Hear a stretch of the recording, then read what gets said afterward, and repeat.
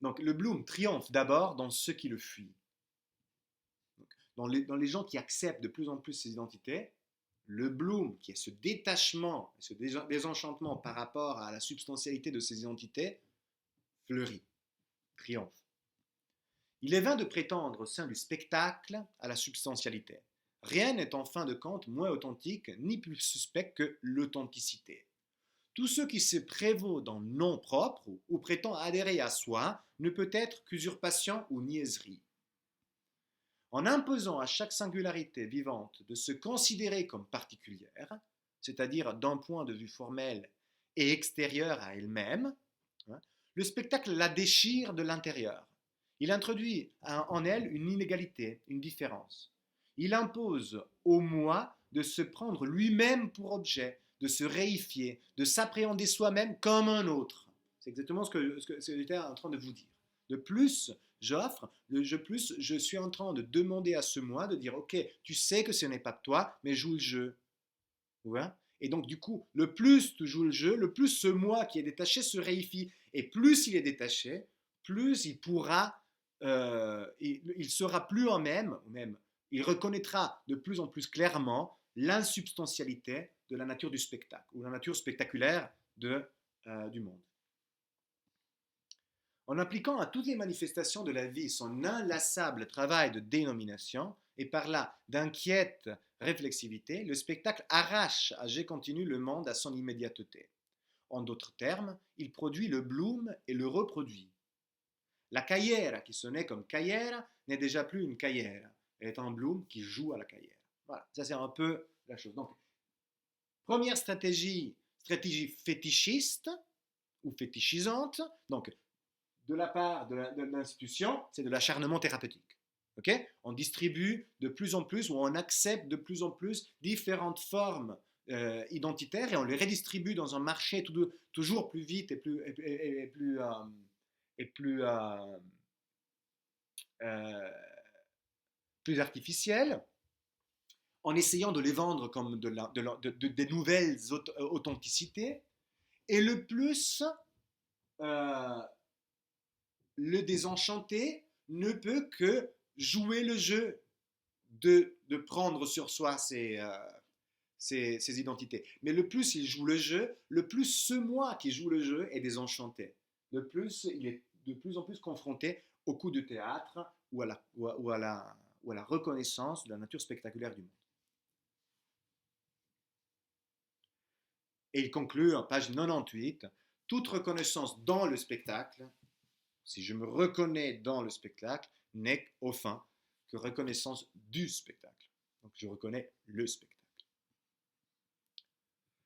Donc on passe au coup de théâtre, euthanasie du réel, et penser à partir de la fin, le pauvre antichrist. Donc Tikkun ici est en train de théoriser qu'au sein même des stratégies de reproduction ou de maintien de l'ordre du spectacle et de l'économie autoritaire ou de la marchandise autoritaire, euh, ils sont en train de cultiver déjà les conditions de leur propre destitution. Donc ici, on parle de Stimmung. Et c'est pas mal parce que Stimmung peut se référer aussi en allemand à l'atmosphère. Ouh, il y a une bonne Stimmung ici, tu vois. Ah, il y a une bonne atmosphère, il y a une bonne vibe, hein, une bonne vibration. Quoi. Mais quelque part, ici, Bloom, on va le voir, lisons déjà ça et après on en parle. Le Bloom est la Stimmung générale où n'apparaissent plus que des Stimmung, où se manifeste en tant que tel le primat de la Stimmung sur toute autre réalité. En tant qu'elle imprègne toujours déjà les instruments conceptuels par lesquels on pourrait prétendre la saisir, la Stimmung, quoique sensible, ne peut être arraisonnée, circonscrite ou analysée objectivement. Ce que nous pouvons au mieux nous représenter d'elle, c'est la figure qui lui correspond, la figure en tant que puissance humaine de configuration de monde. Ce qui est visé dans cette théorie, donc, c'est donc bien la Stimmung, mais ce n'est pas la Stimmung en elle-même, parce qu'elle ne peut pas être pensée, mais à travers la saisie d'une figure. Et c'est la figure qui l'habite. Le Bloom nomme donc aussi bien l'humanité spectrale, égarée, souverainement vacante, qui n'accède plus à aucun autre contenu que la Stimmung dans laquelle elle existe, l'état crépusculaire pour lequel il n'y a plus ni de réel, ni de moi, mais seulement des Stimmung. Dans le sens où le Bloom, dans cette configuration, prend sur lui et vit immédiatement ou médiatement la Stimmung. Il est plein de cette Stimmung. Il est plein de ce spectacle. Il est plein des règles, quelque part brutales, qui le guident dès l'intérieur, d'une intériorité vide en elle-même. Vous voyez? Donc on le remplit de Stimmung et lui, il ne fait que se piloter ou se laisser piloter à l'intérieur de cette... Il incarne cette Stimmung. Cette Stimmung étant l'air conditionné.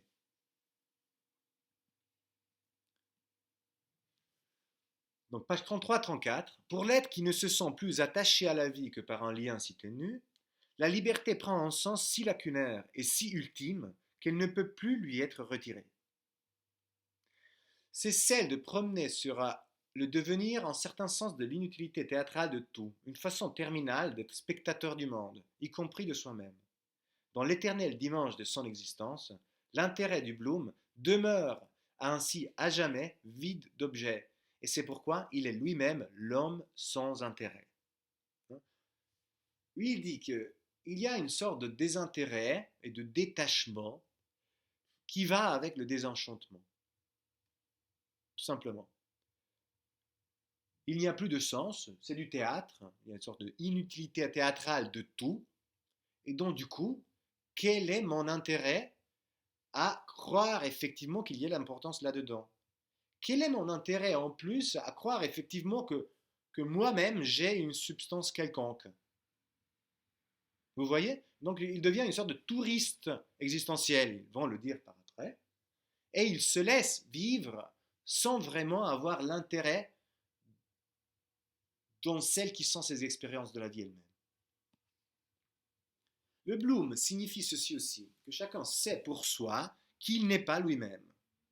Même si momentanément, devant tel ou tel, et le plus fréquemment dans l'anonymat, nous pouvons avoir l'impression contraire, nous conservons au fond le sentiment d'une existence inauthentique, d'une vie factice.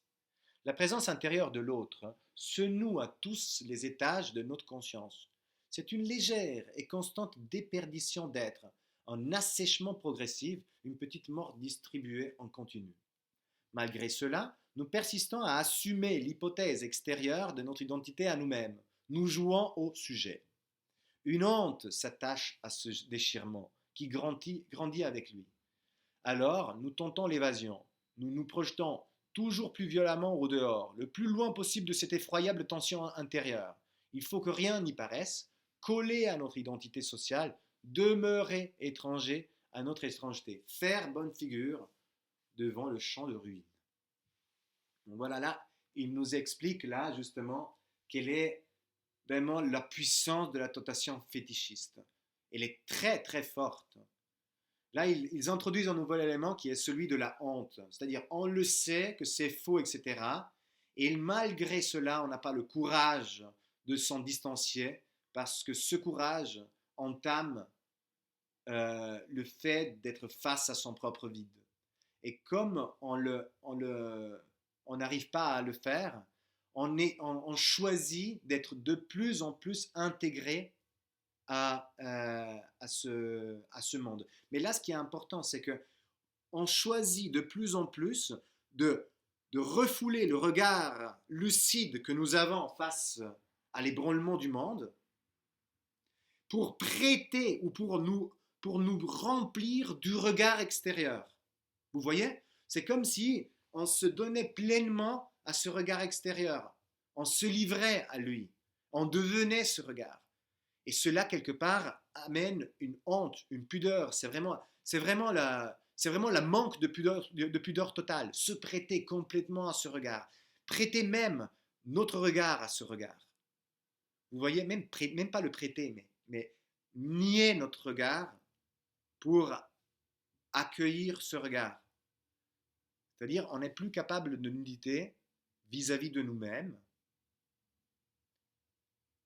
et en même temps, on est complètement nu face à ce regard qui nous perce en ce moment de façon totale.